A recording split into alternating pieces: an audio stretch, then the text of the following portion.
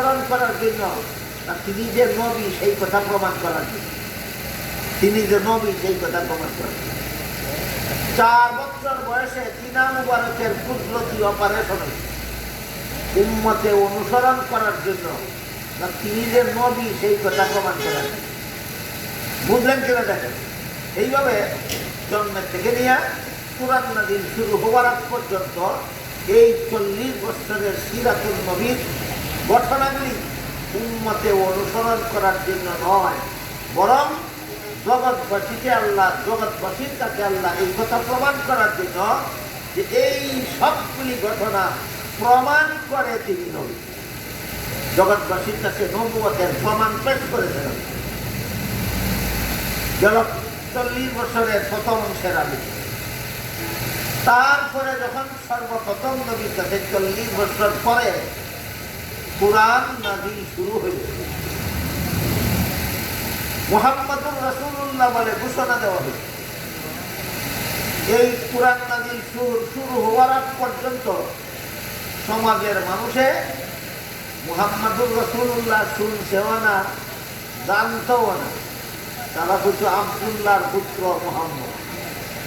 কুরআন নাযিল শুরু হওয়ার আগে সমাজের মানুষের কাছে তিনি আব্দুল্লাহর পুত্র মুহাম্মদ নামে পরিচিত ছিলেন। 40 বছর পূর্ণ হওয়া মাত্রই আল্লাহ তাকে মুহাম্মদুর রাসূলুল্লাহ পরিচয় দিলেন। কতদিন পর্যন্ত আব্দুল্লাহর পুত্র মুহাম্মদ নামে পরিচিত ছিলেন? এই সিরাতুন নবীর প্রথম অংশ। দ্বিতীয় অংশ শুরু হওয়া মাত্রই মুহাম্মদুর রাসূলুল্লাহ পরিচয় দিলেন।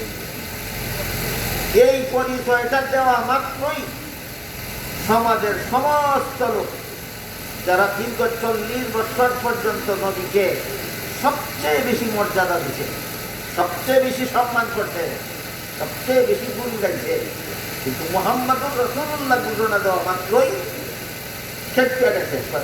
আমাদের মধ্যে জন্ম হইল, আমাদের মধ্যে জীবনযাপন করলো, আমাদের সাথে বসবাস করলো, আমাদের সাথে খাওয়া দাওয়া করলো, আমাদের সাথে হাত বাজার করলো, আমাদের মধ্যে বিয়া শাদী করলো, আমাদের মধ্যে তিনি সন্তান লালন পালন করলো, রাসূল কেমনে হইল?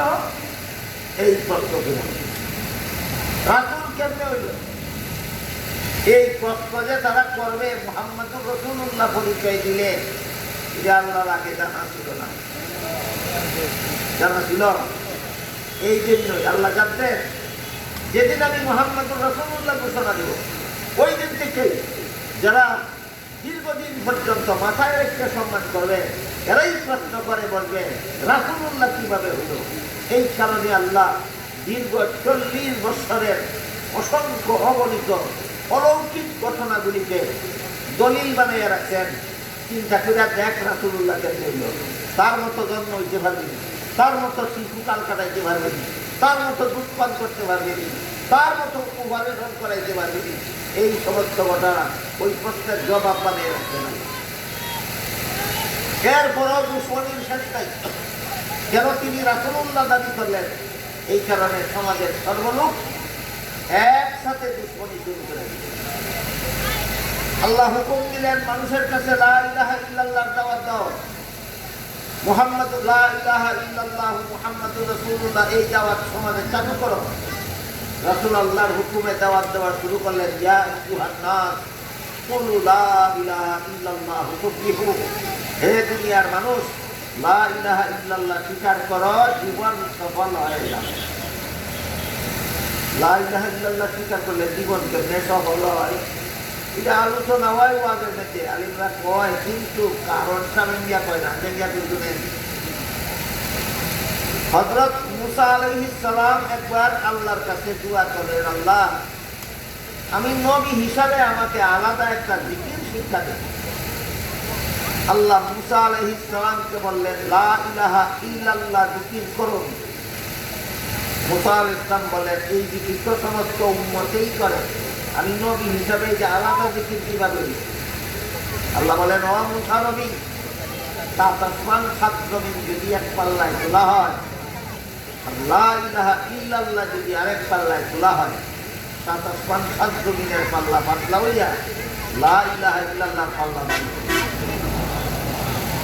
কিন্তু আমাদের বুঝার ব্যাপার হইল কেন, তার কারণ হইল একজন যদি 7 আসমান 7 জমিনের মালিক হইয়া যায় কিন্তু লা ইলাহা ইল্লাল্লাহ বিশ্বাস করেন, চিরকালের জন্য জাহান্নামে। কথা বুঝলেন কিনা দেখেন, 7 আসমানের মালিক হইয়া গেল, 7 জমিনের মালিক হইয়া গেল, আসমান জমিনের সমস্ত ধন সম্পদের মালিক হইয়া গেল একজন, কিন্তু লা ইলাহা ইল্লাল্লাহ বিশ্বাস করে না, কতদিনের জন্য জাহান্নামে যাবে? চিরকালের জন্য জাহান্নামে। আরেক ব্যক্তি যদি 7 টাকারও মালিক না হয় কিন্তু লা ইলাহা ইল্লাল্লাহ বিশ্বাস করে, চিরকালের জন্য জান্নাতে যাবে। এখন বলেন লা ইলাহা ইল্লাল্লাহ নাম। এই জন্য রাসূল আল্লাহর হুকুমে সমাজের মানুষের কাছে দাওয়াত দিতে লাগলেন, ইয়া আইয়ুহান নাস কুলু লা ইলাহা ইল্লাল্লাহু তুফলিহু। হে মানুষেরা, লা ইলাহা ইল্লাল্লাহ স্বীকার করো, জীবন সফল হয়ে যাবে, চিরস্থায়ী জাহান্নাম থেকে রক্ষা পেয়ে যাবে। এই দাওয়াতের কারণে আরম্ভ হইল জুলুম অত্যাচার। দাওয়াত গ্রহণ করবে দূরের কথা, জুলুম অত্যাচার শুরু করবে। এই জুলুম অত্যাচারের ধরন শুনেন, একদিনের ঘটনা। শুধু লা ইলাহা ইল্লাল্লাহর দাওয়াতের কারণে নবীর উপর কেমন জুলুম অত্যাচার চালাইছিল। একদিন মক্কা শরীফ থেকে নবী তায়েফ গেলেন, যা তায়েফের বাসিন্দাদের এই লা ইলাহা ইল্লাল্লাহর দাওয়াত দিল। এরা দাওয়াত তো গ্রহণ করলই না, বরং দল বান্ধা ধারাল পাথরের টুকরা দিয়া নবীর শরীরে বৃষ্টির মতো ঢিল নিক্ষেপ শুরু। ঢিলের আঘাতে আঘাতে নবীর সমস্ত শরীর দহন হইয়া রক্তে লাল। নবী একটা গাছের ছায়ায় বসে পড়লেন। আল্লাহ জিবরিল ফেরেশতাকে পাঠাইলেন, যাও আমার নবীকে বলো তার সাথে তাইফবাসী যে বেয়াদবি করছে তিনি যদি প্রতিশোধ চান, বিচার চান, তাহলে তায়েফের 2 পাশের 2 পাহাড়ে একত্র করিয়া আমি সমস্ত তায়েফবাসীকে নিষ্কাশিত করে দেব। জিবরিল খবর বলার পরে নবী বলেন, আল্লাহুম্মা হদি কওমি ফাইন্নাহুম লা ইয়ালামুন। হে আল্লাহ, আমার জাতিকে আপনি হেদায়েত করুন, ধ্বংস করে দিবেন না। এরা আমাকে চিনতে পারছে না, এই জন্য মানছে না, ধ্বংস করে দিবে, তার কোনোদিন চিনবার সুযোগও থাকবে না। এখন যদি এদেরকে মাফ করে দেওয়া হয়, ভবিষ্যতে যদি চিনবে, ওই দিন যদি মানে আর দাওয়াত কবুল করে, তবে তো জাহান্নাম থেকে বাঁচতে পারবে।